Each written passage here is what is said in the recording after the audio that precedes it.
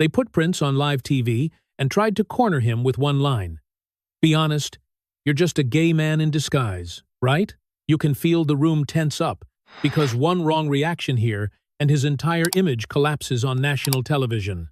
The host thinks he's in control, pushing, smirking, waiting for Prince to snap or explain himself.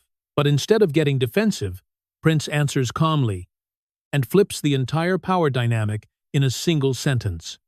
And in the silence that follows, it's suddenly clear who just lost and who everyone's about to remember. The year was 1985.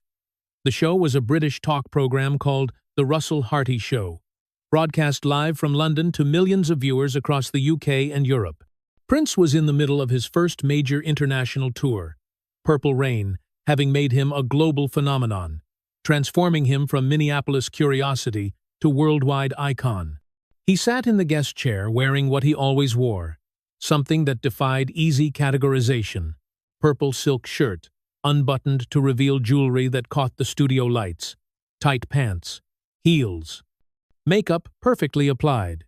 He looked like art, like rebellion, like everything that 1,985 Britain found simultaneously fascinating and threatening. Russell Harty was the quintessential British interviewer, posh accent, tweed jacket, that particular brand of upper-class smugness that comes from believing your education and background give you the right to ask anything, say anything, judge anyone who doesn't conform to your narrow standards of acceptability. He'd built his reputation on being provocative, on asking the questions other interviewers wouldn't ask, on creating the kind of television moments that people talked about the next day, at work, over tea, in pubs across the country. The interview had been going for 15 minutes. Surface questions about the tour, about America, about Prince's childhood. But Harty kept circling back to Prince's appearance, his presentation, his refusal to perform masculinity the way British audiences expected. Each question was a probe, a test, trying to find the weak spot, the place where Prince would get defensive or uncomfortable or reveal something that could be used against him.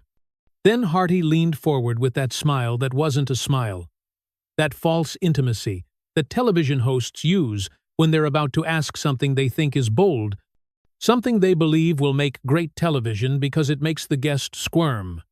"Prince," he said, drawing out the name like it was inherently ridiculous, "there's been quite a lot of speculation about you, about your proclivities, your preferences, the way you dress, the way you move, the ambiguity of your entire presentation, so I'm just going to ask you directly, because I think the audience deserves honesty. You're just a gay man in disguise, aren't you?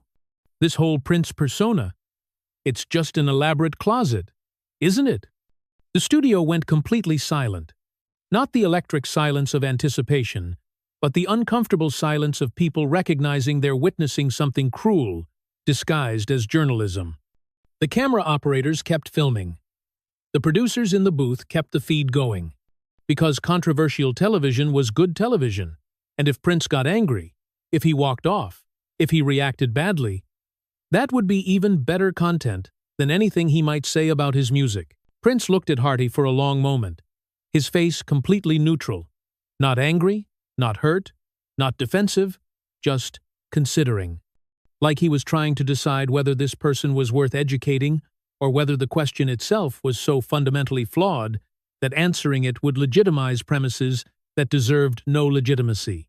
The silence stretched, long enough that Harty's smile started to falter, long enough that the audience began to shift uncomfortably, long enough that everyone watching in the studio and at home started to realize that something was happening that wasn't in the script, that wasn't part of the usual dance between host and guest.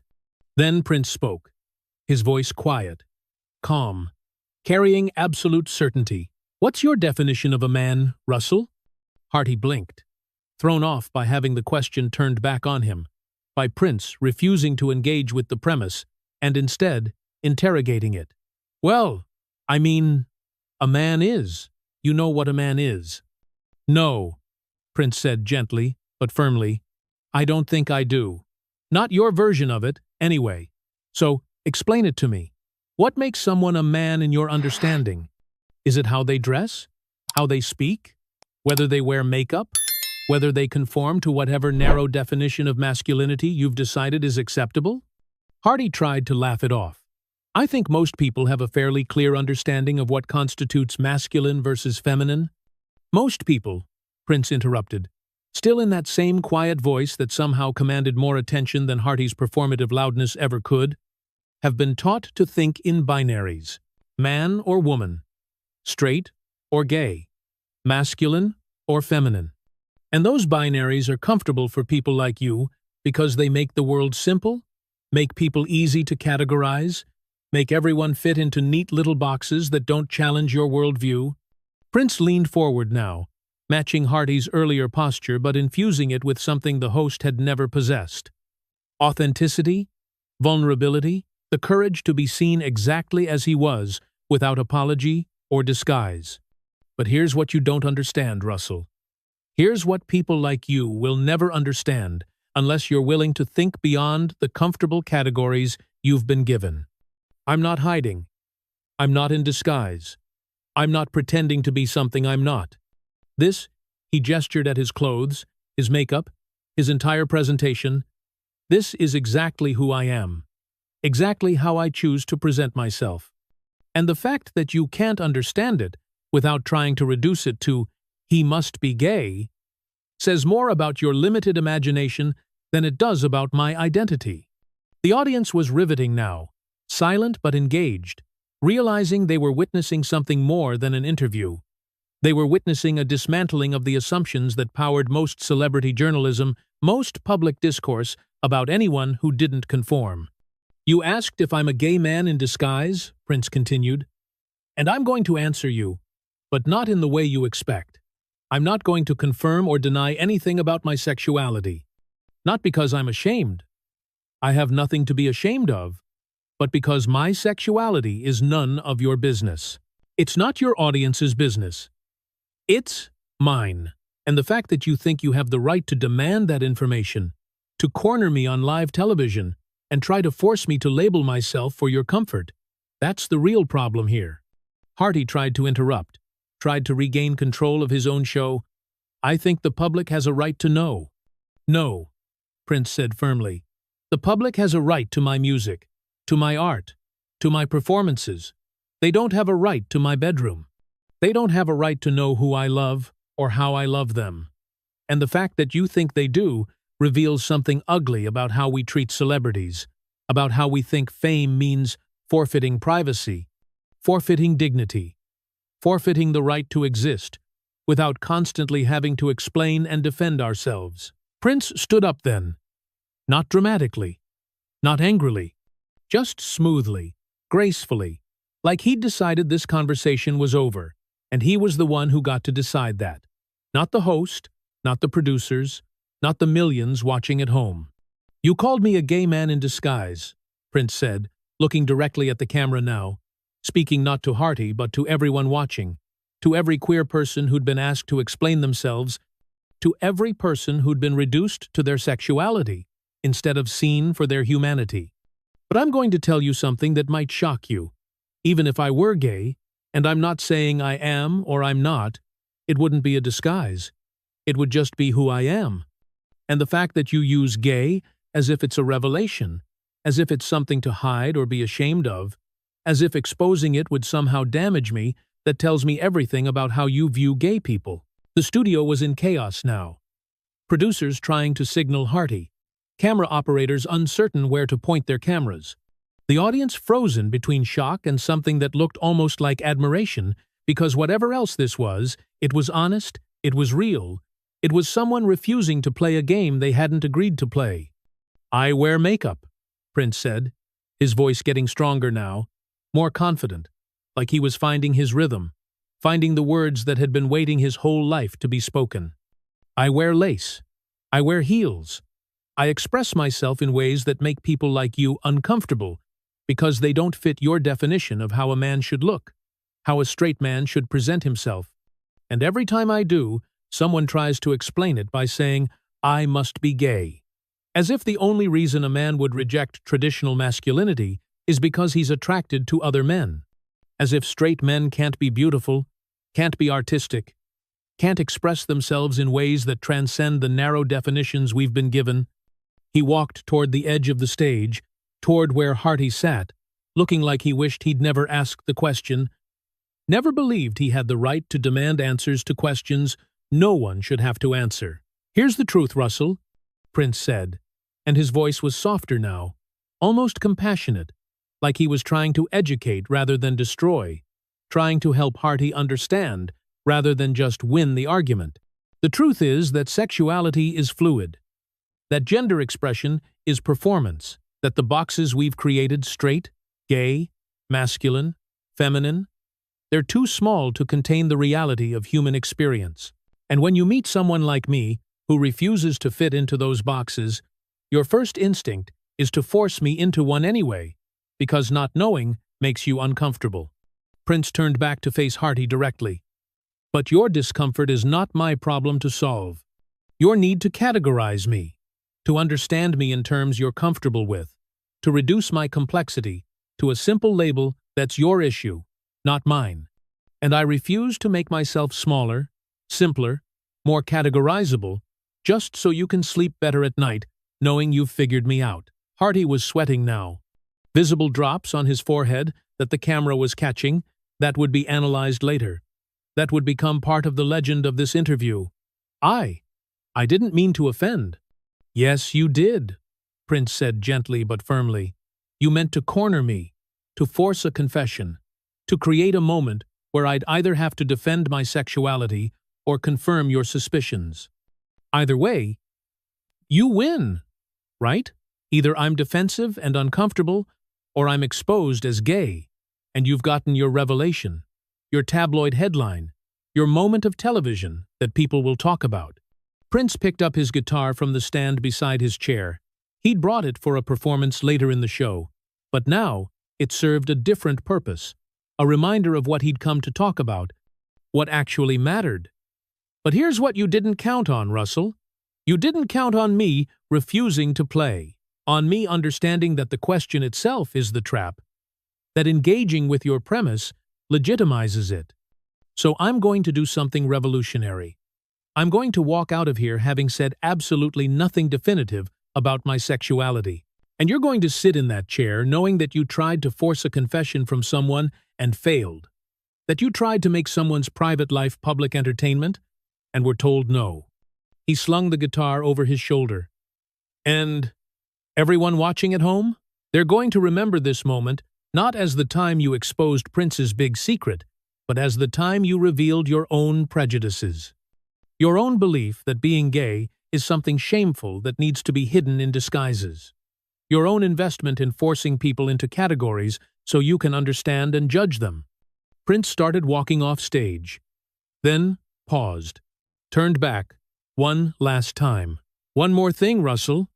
For everyone watching who is gay, who has been asked these same questions, who has been made to feel like their sexuality is a disguise or a revelation or something to be ashamed of, I want you to know something.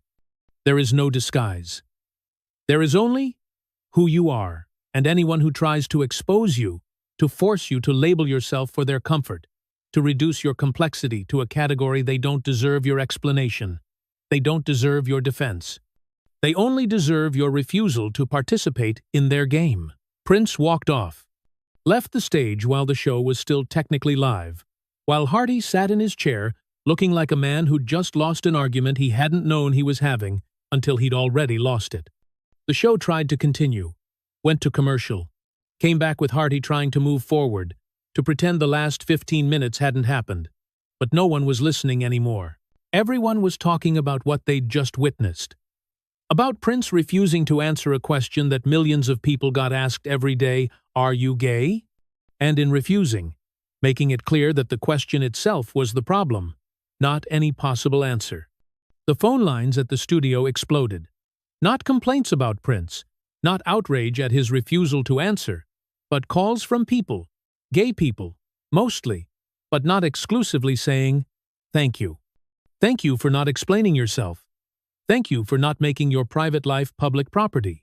Thank you for showing that you can be ambiguous, can be undefined, can refuse to fit into categories without defending that refusal, as if it requires defense. The LGBTQ+ community embraced Prince after that in a way they never had before. Not because he'd come out, he hadn't, never did, maintained that ambiguity his entire career, but because he'd done something more powerful. He'd refused to let homophobia, disguised as curiosity, work. Had refused to treat "Are you gay?" as a legitimate question that deserved an answer. Had made it clear that sexuality was private, that labels were optional, that the only person who needed to understand your identity was you. And straight people, straight men especially, watched that interview, and something shifted for many of them. They saw someone refuse to perform masculinity traditionally, refuse to distance himself from gayness, refuse to treat being called gay as an insult requiring defense.